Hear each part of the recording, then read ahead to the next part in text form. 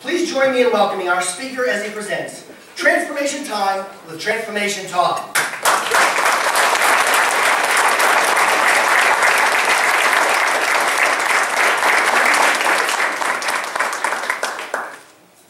Welcome to the 50 Shades of Grey book discussion. Am I in the right place? Yes.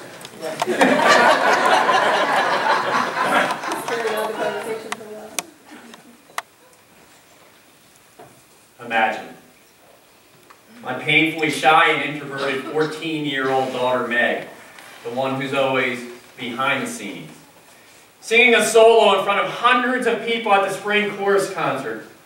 Her sweet voice rose strong and clear as she sang, "I am beautiful in every single way." She was much better than me. Beauty, courage, and determination are not just themes of this Christina Aguilera song. They were Meg. Proud tears blurred my vision. My daughter was transforming right in front of me. She was luminous and confident. She was beautiful. Who is out there in your life who can drive you to be better, drive you to want to change? You may not even realize your catalyst for change may be right in front of you. A few days after my daughter's triumph adjusted my lens on beauty, I ran into JP, the guy who cleans the halls at work. He excitedly told me about his Special Olympic events. He told me he was going to the softball toss and the 100-meter walk, events I've almost gone to for so many years. I've always said, "I'm thrilled, JP, I should go someday." Words, void of action. This time is different. There was a gravitational pull. JP was putting himself out there for the world to see. It was time to break out of my comfort zone. It was time to be better, stronger, braver. It was time to be more like my beautiful daughter, Meg. "It will make your day and theirs," the email invitation read. This year I was going. Special Olympics, here I come. I had no idea what I was in for. The athlete's hard work and preparation humbled me. Imagine training for a year to walk 100 meters. As an athlete myself, I focused on the finish line. Isn't that the prize? I neglected to see the humanity and bravery of stepping up to the blocks. Before the starting line and after the finish line are strong and kind people doing extraordinary things. I had to see these athletes. I want to do something meaningful, something beautiful.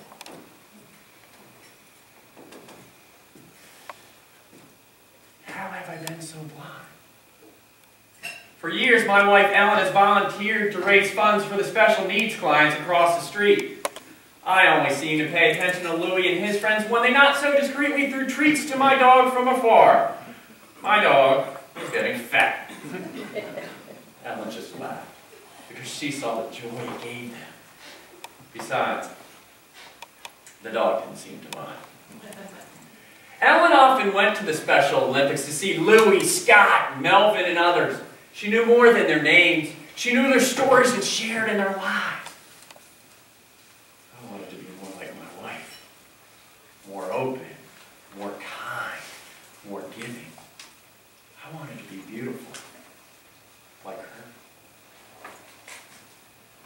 As I approached the venue, there were tents as far as the eyes could see. State troopers handing out ribbons and medals. Contagious excitement, not just for the athletes, but for the supporters, spectators, and volunteers. I saw JP, Louie, Scott, and Melvin showing off their awards. I saw my fat and happy dog garner more attention than a streaker at the Super Bowl. What I saw was unconditional joy, love, and happiness exuding from people whose actions screamed, "I am determined, I am brave, I am beautiful." The deafening applause was just as loud for the last place athlete as for the first. On this day, everyone won, including me. There's an oath that opens every Special Olympics. Let me win. But if I cannot win, let me be brave in the attempt.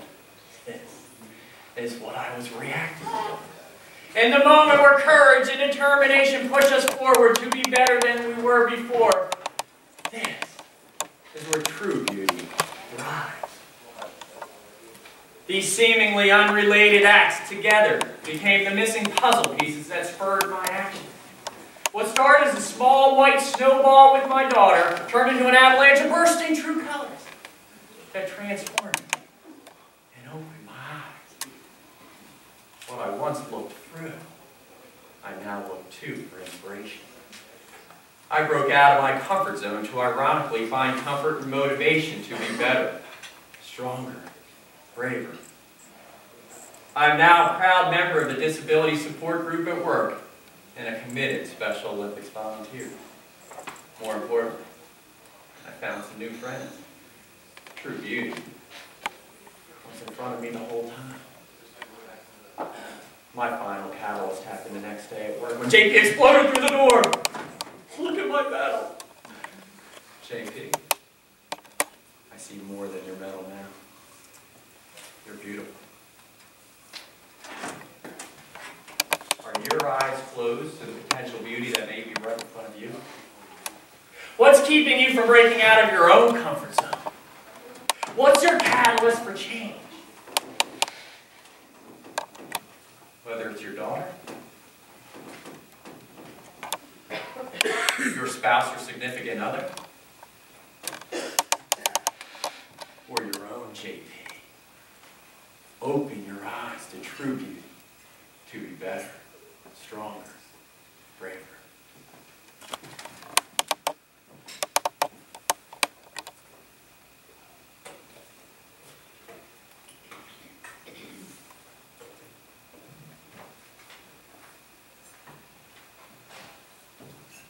Who is your JP? Or even what is your JP? Can you grab hold of your own transformation? Do you have the fortitude to do something to make a difference in your life and the lives of others? Do you even know the signs that can spur you to be better, stronger, braver? Your ability to cross over the threshold from change thinking to change actions may not be as far out of your reach as you think. Personal and professional success are there for the taking. We all have the ability to change who we are. We need to be flexible to change. Just look at Toastmasters with the new branding and online training material. In the healthcare industry, there's constant reform in new medical practices. For example, hands-only CPR is now encouraged. People are being taught to push hard and fast to the beat of the song, Staying Alive, because it's supposed to have 100 beats per minute. In reality, it has 103. There is a song with 100 beats, but the medical experts are not sure they want it running through your head while you're doing it. And another one's gone, and another one's gone, and another one's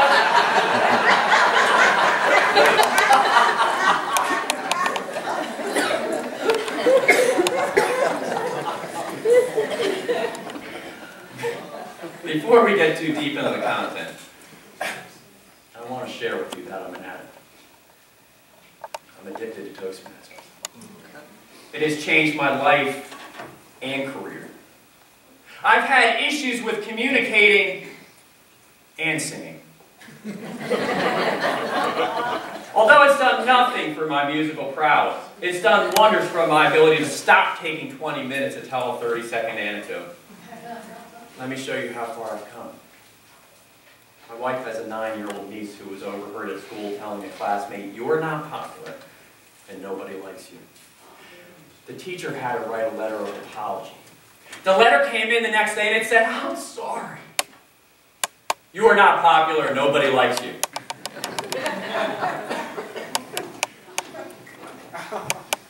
Today is a look back on the many milestones I've passed in my life. Some I noticed, some I didn't. As we go through today, I want you to look back on the potential lessons learned in your life and ask yourself, Did you do anything with that? It's okay if you didn't, because it's not too late. Let's take a moment to think about the names of 3 people, animals, events, anything that can or have inspired you. Each may have a different reason for influence, whether it's admiring someone's courage, lessons taught, or learning from your own mistakes. There's a constant in all of this, and that's you. Up until a few years ago, I was inconsistent with my professional performance, often cynical, definitely defensive. I've been demoted twice in my career and told I would never reach senior management because they never saw me in the role. Yet I can stand in front of you today and tell you I've never been happier or more satisfied personally or professionally than I am right now. In the midst of a downturned economy, I've thrived, with more raises, promotions, and increases in job responsibilities than I could have ever imagined. I'm doing things I never dreamed of. Writing 2 books, being part of the National Speakers Association, being the official announcer at the U.S. National Toboggan Championship.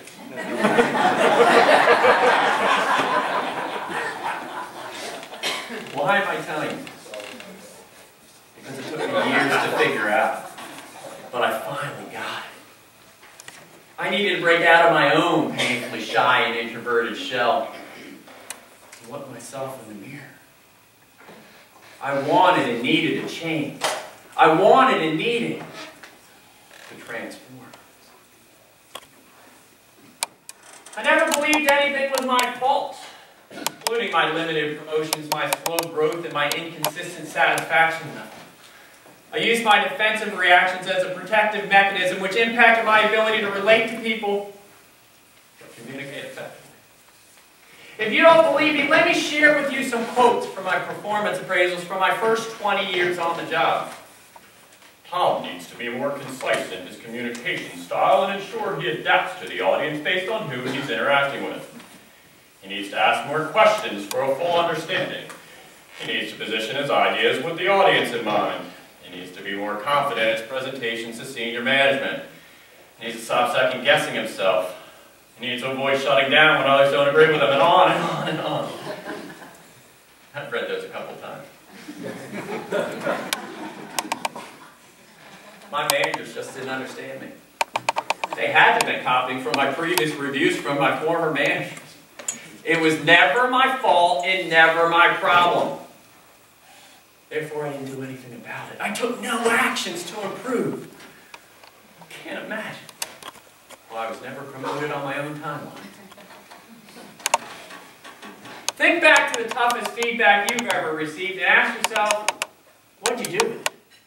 When you're presented with the gift of feedback, you can do one of 2 things. Ignore it, or do something about it. When I first started in collections on the phone, I was an up-and-coming performer in an industry-leading company. In just 2 years, I became a consistent top performer and was given my first management role. In less than a year, I dropped morale like a rock, developed poor management habits, and received devastating focus group feedback. Apparently, being good at your former job does not guarantee you're going to become a good leader. I had every excuse in the book. I managed 30 people on my own in a 7-day-a-week shop. My manager never gave me any feedback. It didn't help that I told anyone and everyone I ran into I should be paid extra for babysitting. For the first of 2 times in my career, I was moved for better opportunities. Code for, you've been demoted. This isn't some hard luck story. I was a hard-working guy with raw talent just looking for a little direction. Apparently, I was waiting for others to show me the map. But today, it's about lessons in transforming yourself. Transformation is a look back on the milestones that have enlightened you about 1, self-awareness. 2, belief. Belief that you can change. 3, action. Spur you to take the actions to change. Let me repeat that. 1, self-awareness. 2, belief. 3, actions. What's number 1? Self-awareness. What's number 2? Belief.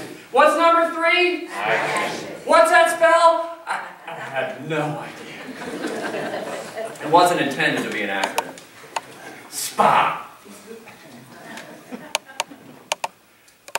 Milestone 1 hit me like a ton of bricks. After I was moved, I realized my former team was happier, performing better. Didn't seem to miss me. Huh. Self-awareness permeated my thoughts. Maybe it was me. A change was needed. I'd been in the Delaware offices for about 4 years, and I really was a bad manager. I was put into a closet about this big to become a computer programmer. I had no technical experience. I was miserable. I was a communication major and I'll avoid that stuff. I heard there were offices going into Maine. Thought I'd talk to the executives, see if they'd give me another shot at managing. I'm not sure I was ready to change. I felt that I needed to change. The executive said he didn't see any growth potential with me as a manager. But I could go up there if I wanted, in a business support role, but only after I spoke to my new potential manager. So I did. He knew who I was. First thing he said is, "Tom, do you realize you're cynical and that's not healthy for a new and emerging business?" I had never been labeled as cynical before. Sarcastic, yes. Cynical, no. I had a growing reputation that was coming to light. I was just smacked between the eyes with some feedback I apparently needed. Badly. I left the meeting having to look up the word. I had an idea of what it meant, but wanted a full understanding and context of how it related to me.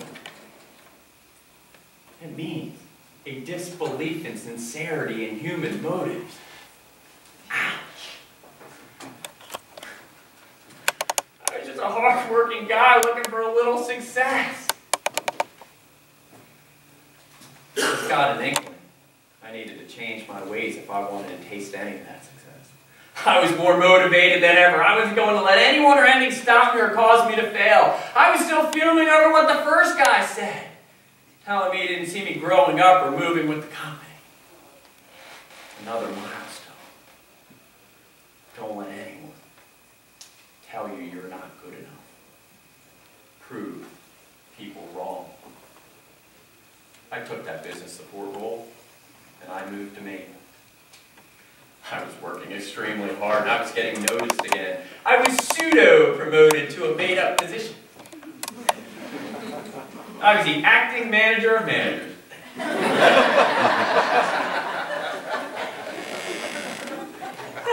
Then the worst-case scenario happened. The manager who loved me moved on, and I got a new one. The new manager and I were constantly butting heads and were never on the same page. I was reverting back to my old habits.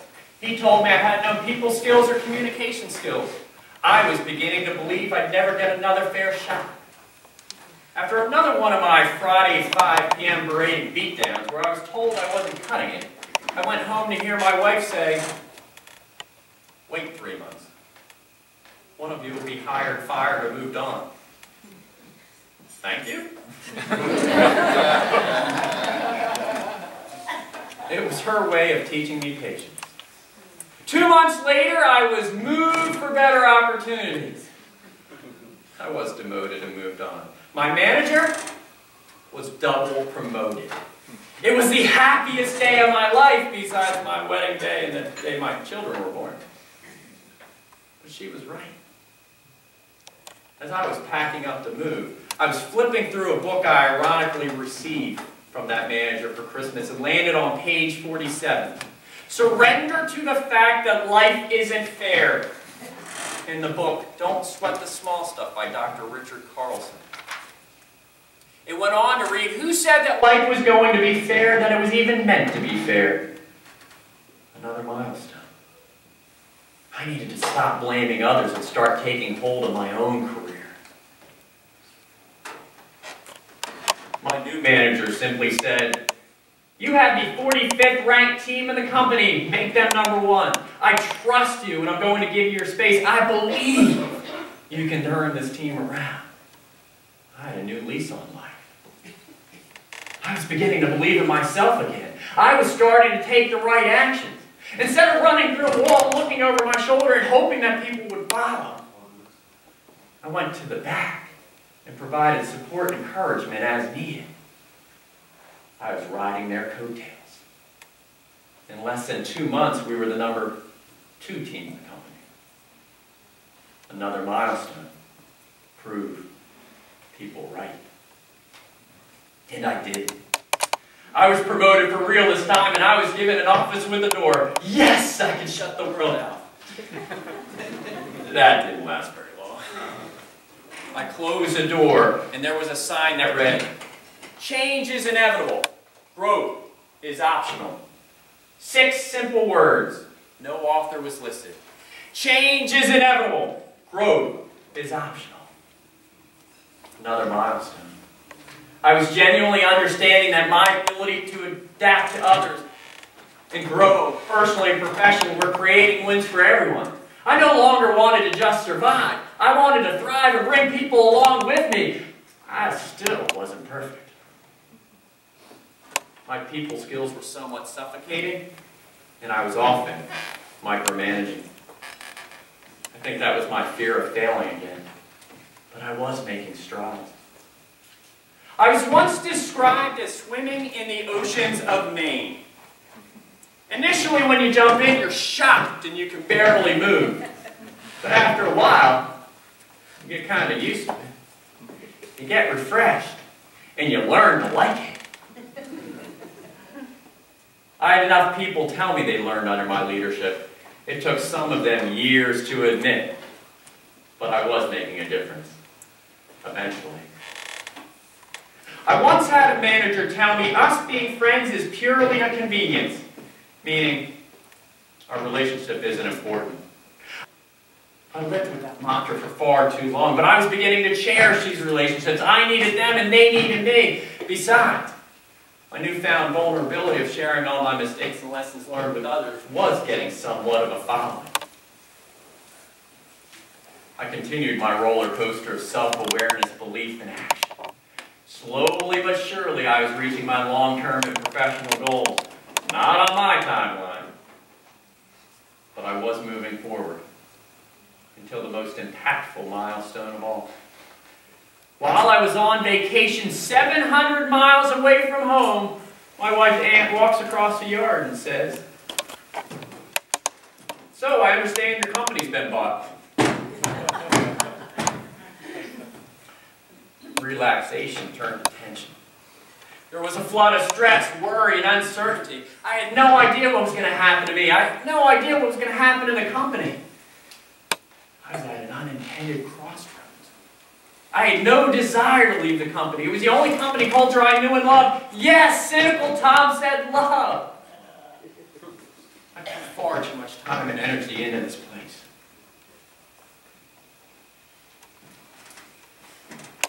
Came back from vacation and started my new journey. Some people froze in the fear of losing their jobs, while others proactively dusted off their resumes.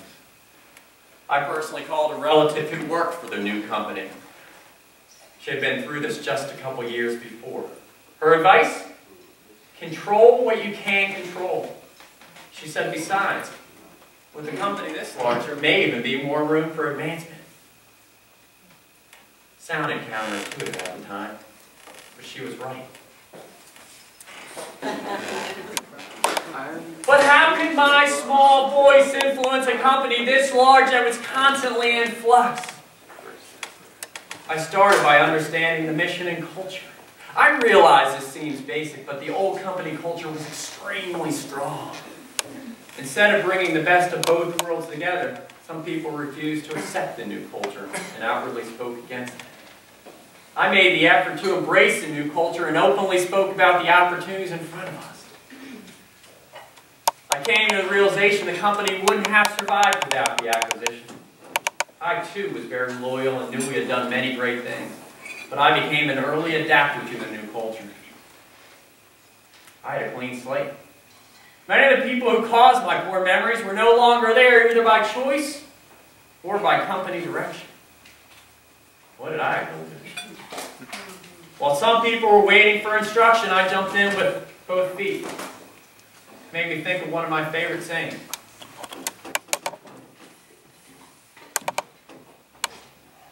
Opportunity seldom labels itself.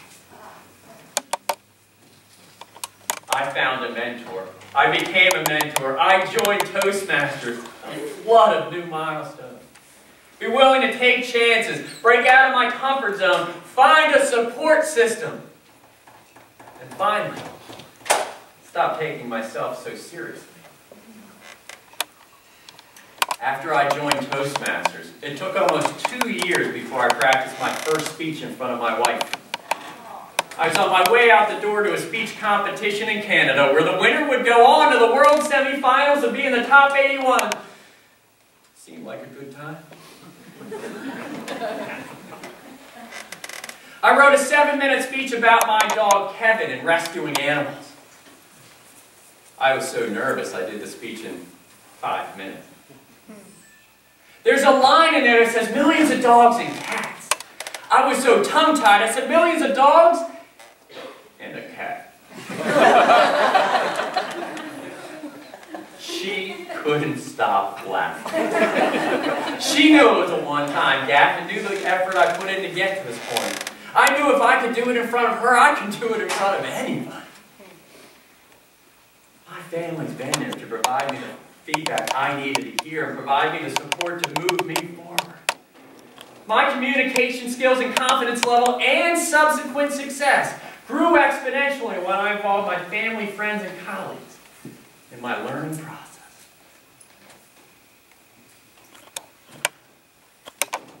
I'm not perfect. That's not the milestone. The fact that I'm okay with it is. I now strive to better myself versus letting everything weigh me down. In the middle of another speech competition, I was the lucky contestant to have a jackhammer going off behind him. I was thrown. Years before, I would have screamed foul. Instead, I went home and I changed my practice routines to encourage distractions. I now practice my speeches when the children are playing the piano, the trombone, or the xylophone. I invite the dog into the room so I can step over him while he's howling. It helps with the focus and concentration. I'm even a little less bashful. I practice my speech in front of my dental hygienist while in the waiting room.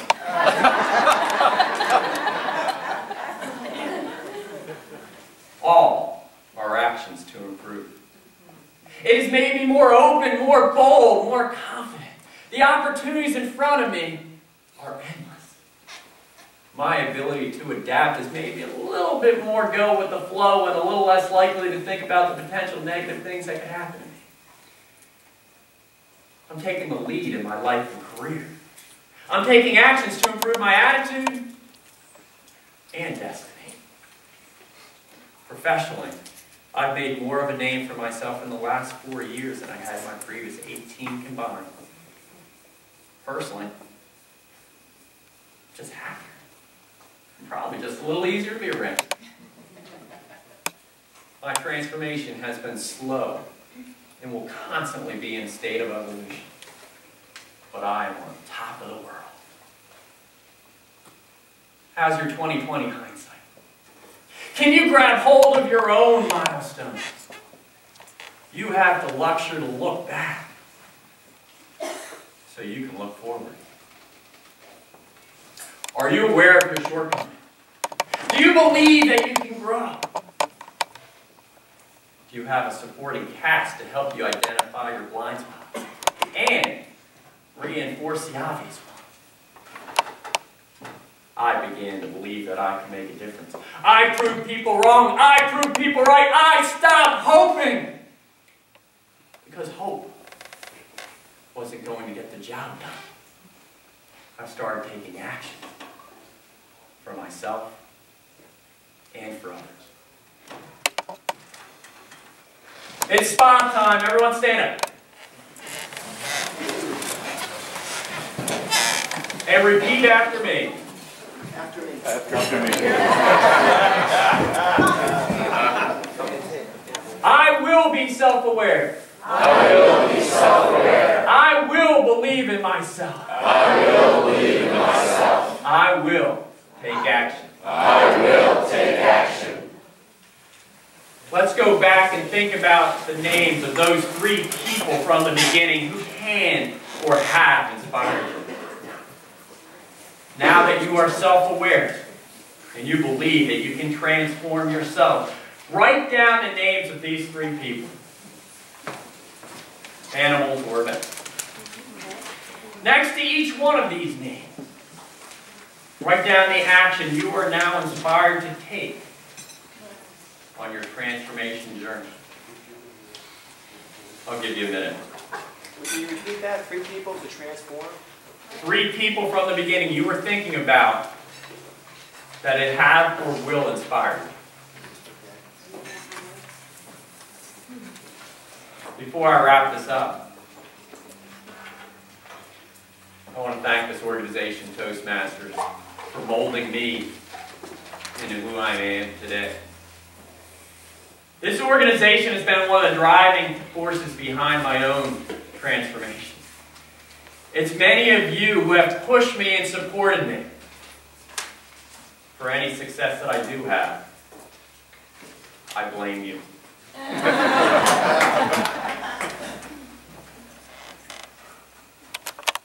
Change is inevitable. Growth is optional. Moving from resistance to acceptance isn't easy, but it is possible. You have a choice. Do nothing or do something about it. Be vulnerable enough that people see the real you. They'll be willing to help, and more importantly, you can transform into who you really want to be. Hold yourself accountable as if you're the only person in the room. That's when you know you've made a difference. There is no such thing as wrong place at the wrong time. There is only self-awareness or self-doubt. Resistance or acceptance. But it is your choice. Your catalyst for change may be right in front of you. Transform into who you really want to be.